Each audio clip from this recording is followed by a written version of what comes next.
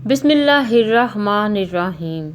अस्सलामु अलैकुम वरहमतुल्लाहि वबरकातुहू।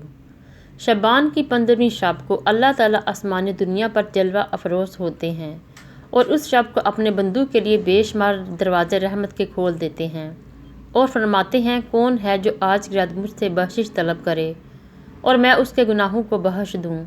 है कोई रिज़्क मांगने वाला कि मैं उसे रिज़्क दूँ, और है कोई मुसाइब आफ़ात में मुब्तला कि मैं उसकी मुश्किलात आसान कर दूँ ताकि उसके मसाइब ख़त्म हो जाएं। हत्ता कि यूं ही ये मनादी यानी ऐलान जारी रहती है कि फजर तुलू हो जाती है। शब बरात के नवाफिल। शब बरात के 6 नवाफिल मगरिब और इशा के दरमियान इस तरतीब से पढ़ें: 2 नफल दराज उम्री की नीयत से, 2 नफल दफ़ा बला की नीयत से, 2 नफल महलूक का मोहताज ना होने की नीयत से। हर 2 रकात के बाद सूरत यासीन 1 मरतबा या सूरत इखलास 21 मरतबा पढ़ कर निसफ शबानुल मोज़म की दुआ पढ़ें। अव्वल आहर दुरूद पाक पढ़ें।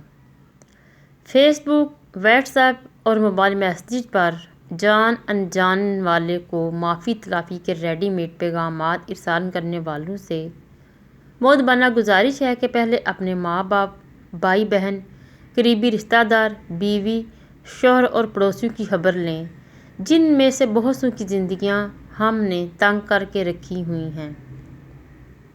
दुआएं मांगे।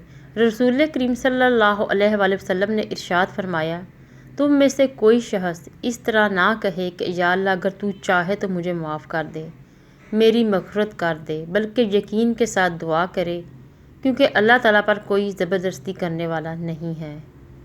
अल्लाह निगहबान।